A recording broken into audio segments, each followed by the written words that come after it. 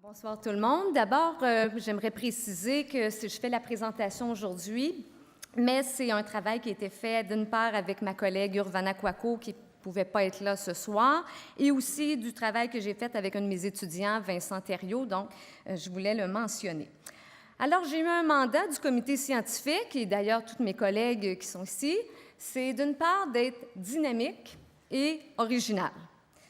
Je vais essayer d'être dynamique autant que possible. Original? Je vais vous parler encore de l'industrie du taxi.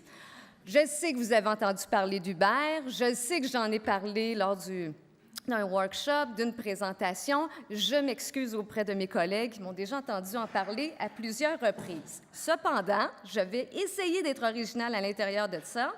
Donc, je vais parler de l'industrie du taxi, mais je vais m'en servir comme prétexte. L'objectif, c'est de vous montrer comment les acteurs ont réagi à une expérimentation institutionnelle, aussi de voir comment l'État peut ouvrir des boîtes d'expérimentation institutionnelle et tout l'enjeu de l'équité, où là, je vais rejoindre mes collègues, que ça a soulevé le cas de l'industrie du taxi au Québec, plus particulièrement à Montréal. Pour dynamiser un petit peu le truc, je vais essayer de faire en sorte que l'histoire soit racontée par les acteurs de l'industrie. Donc, je vais souvent introduire mon propos par une citation, parce que je trouve que c'est plutôt éloquent. La première. Le permis, ça permet de dire que quelqu'un est qualifié. Ça permet aussi de répondre à un besoin qui a été validé et aussi de respecter les quotas pour que tout le monde puisse vivre. Parce que quand tu en donnes trop, c'est d'autres compagnies qui vont crever. C'est d'autres propriétaires qui vont crever. La tarte, elle ne change pas de grosseur. Alors, si tu es 4 à manger dedans, c'est bon. Si tu es 8, c'est moins bon. À 12, tu manges dedans 1 fois par 2 jours. Ce que voulait dire ce chauffeur de taxi-là, c'est que présentement, au Québec, on a un cadre de régulation qui définit bien les paramètres de l'industrie. Certes, il n'est pas parfait. Certes, les conditions des chauffeurs de taxi traditionnels ne sont pas les meilleures, mais il reste qu'on a établi avec les années, c'est sur plusieurs décennies, je vous fais grâce de l'histoire, on a établi au Québec un système de permis de chauffeurs qui permet de réguler l'offre de taxi. Il y a des prix qui sont fixés par une instance de régulation. Il y a des agglomérations de délimitées. Il y a une obligation pour chacun des chauffeurs de suivre une formation de 150 heures. On a délimité, on a établi que les requêtes passent par un intermédiaire de service ou par LH, taxi, et l'obligation d'introduire un module d'enregistrement des ventes dans leur véhicule. Je vais vous parler pourquoi j'ai introduit cet élément-là. Donc, on avait ici un cadre de régulation qui permettait à l'industrie de fonctionner quand même relativement bien, bien que je vous dise qu'il n'y avait rien de parfait. C'est qu'on a déjà des problèmes dans l'industrie du taxi et vous amenez Uber pour faire de la pression sur l'industrie du taxi pour qu'elle se développe, qu'elle change, qu'elle se modernise. Aujourd'hui, je ne peux pas me moderniser. Je ne peux pas changer si j'ai un compétiteur qui gruge dans mon marché et que ma capacité de financement n'est plus la même. Autrement dit, ce que nous dit ce chauffeur, c'est que l'industrie est consciente qu'il y a une nécessité de se moderniser.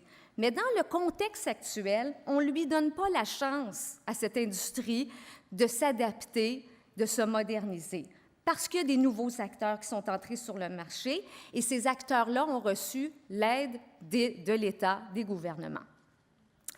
Alors, on a Uber, je n'en parlerai pas dans le détail parce qu'on commence à bien connaître le cas, mais Uber est arrivé en 2014 à Montréal. Et il a commencé dans l'illégalité, donc il fonctionnait dans un autre cadre que celui qui était établi par le gouvernement du Québec. Mais à force de pression, et Uber s'est empressé de menacer à 2-3 reprises qu'il quitterait le Québec et ça serait la fin du monde et que le Québec s'en sortirait peu. Et donc, il a mis beaucoup de pression sur le gouvernement pour avoir un système adapté à lui-même et le gouvernement lui a négocié avec, un peu dans l'ombre, doit-on reconnaître, un projet pilote. Qu'est-ce que ce projet pilote nous dit? c'est qu'au lieu, plutôt que chacun des chauffeurs de taxi achète un permis dont la valeur peut s'établir à 200 000 facilement, donc Uber obtient 300 permis sous forme de 50 000 heures par semaine. Donc, un autre cadre pour permettre à Uber d'accommoder Uber, finalement. Et Uber va remettre des redevances selon un système qui a été établi. Donc, les chauffeurs n'ont pas à acheter de permis, ou du moins les chauffeurs propriétaires. Autre particularité de l'entente, les prix sont modulés selon l'offre et la demande, selon le système que vous connaissez bien, où Uber, avec ses algorithmes, va faire en sorte que le prix d'une course va varier selon l'achalandage, l'affluence, etc. Donc, ce qui déroge, encore une fois, du cadre réglementaire existant. Les requêtes sont par ailleurs seulement par application mobile, donc on ne peut pas ailer un taxi Uber. Et sont exemptés du module d'enregistrement des ventes, donc ils n'ont pas à l'imposer, les chauffeurs n'ont pas à l'installer dans leur véhicule. Uber peut utiliser son propre système. Disposition qui a choqué les chauffeurs de taxi de l'industrie traditionnelle en disant pourquoi encore on a un deuxième régime pour Uber. On a par ailleurs une autre entreprise de taxi qui est Théo Taxi, qui est une entreprise qui a été développée par un entrepreneur qui, lui, avait pour idée avait une autre vision qui se distinguait de l'industrie traditionnelle, tant au point écologique que social. Donc, pour Théo Taxi, les véhicules sont électriques. Théo a réussi à avoir du financement du gouvernement, mais également du Fonds de solidarité, du Fonds d'action et d'autres instances, fonds d'investissement au Québec. Et Théo Taxi fonctionne aussi sous un projet pilote, donc qui se distance aussi de la réglementation actuelle. Par contre, Théo s'insère dans le cadre des permis de taxi qui existent dans l'industrie traditionnelle. Ce qu'il va faire, c'est qu'il va louer des permis de taxi à des chauffeurs qui possèdent un tel permis pour un montant de 260 $ par semaine. Théo, les prix sont fixés aussi par une instance de régulation. Donc, ces prix sont plutôt fixés à l'avance comme dans l'industrie traditionnelle. Les requêtes se font par application mobile, téléphone ou par ailage. Et il est aussi exempté d'installer les modules d'enregistrement des ventes, ce qui a aussi choqué nos chauffeurs traditionnels. Ce qui fait en sorte qu'on a une industrie où il y a 3 joueurs et un des chauffeurs nous disait « Les défis de Théo, c'est de lutter contre Uber parce qu'Uber est relativement moins cher. Moi qui est étudiant, je ne prendrai pas Théo, je prends Uber. » Alors, la concurrence, elle est aussi entre Théo et Uber.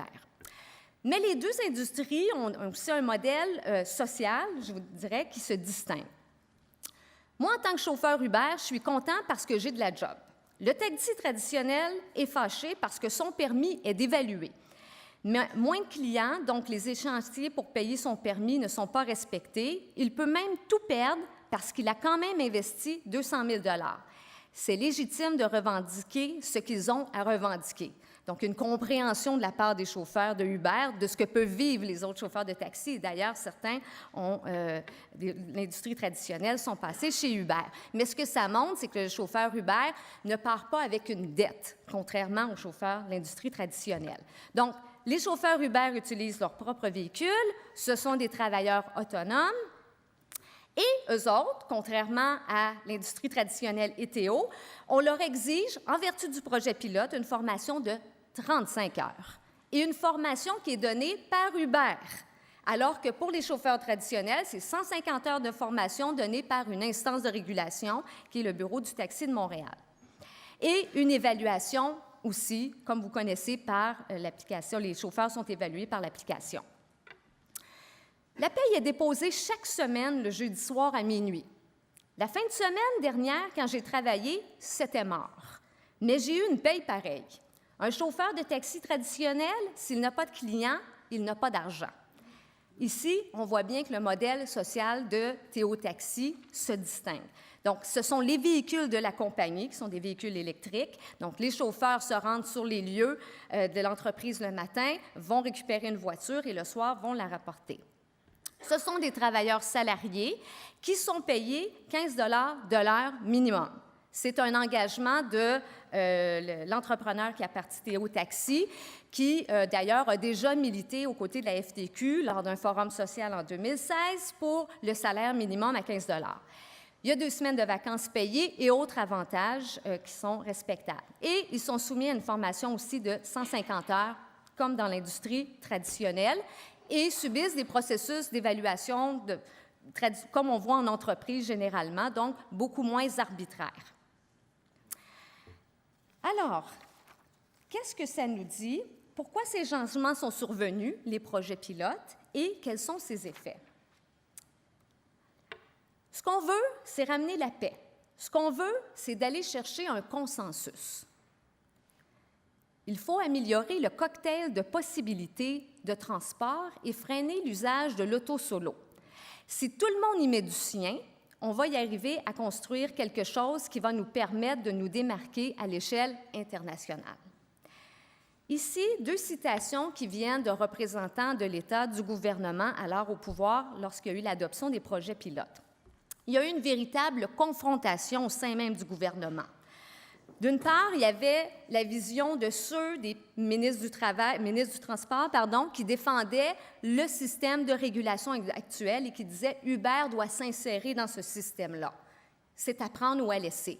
Alors qu'il y a eu d'autres intervenants au sein même du gouvernement, et notamment le groupe des jeunes, qui ont mis énormément de pression sur le gouvernement afin que celui-ci fasse une place à Uber.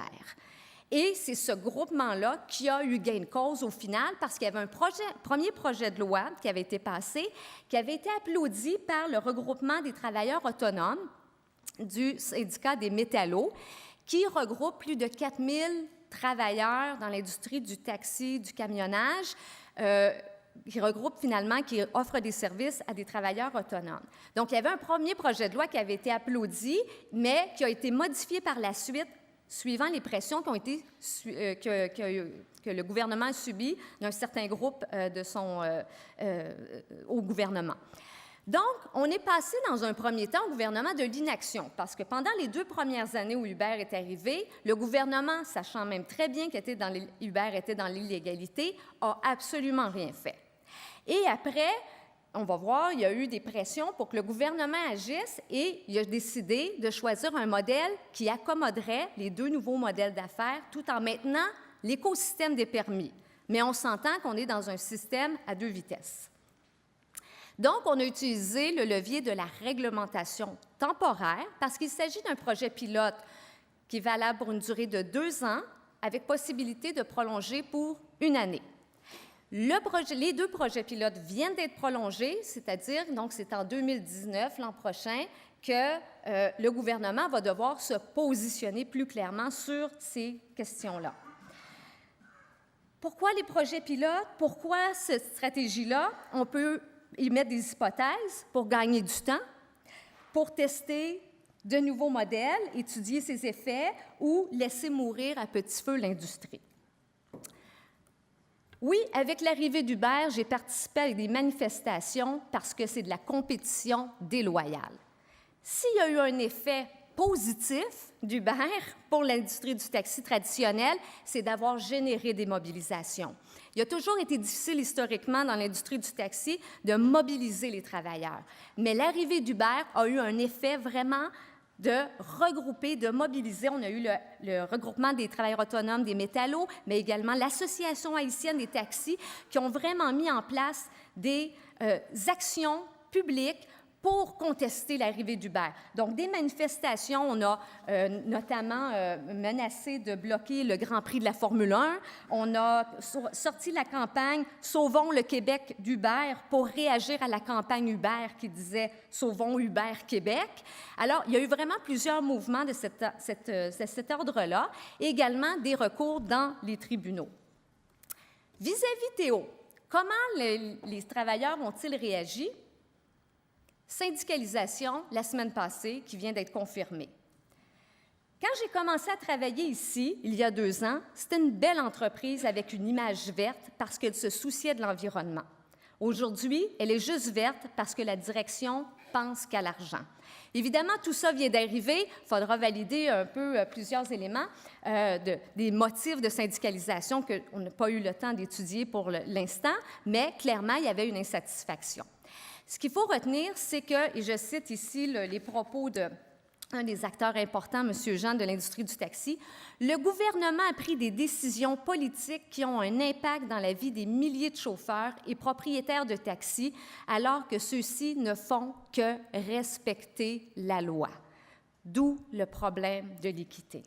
Alors, pour les acteurs de l'industrie, ici, ça a été quoi les conséquences? Pour les chauffeurs de taxi traditionnels, diminution de la valeur des permis, augmentation du nombre de faillites, et le gouvernement vient de mettre en place un programme de compensation de 250 millions pour compenser la chute de la valeur des permis. Pour l'avenir, quelle expérimentation?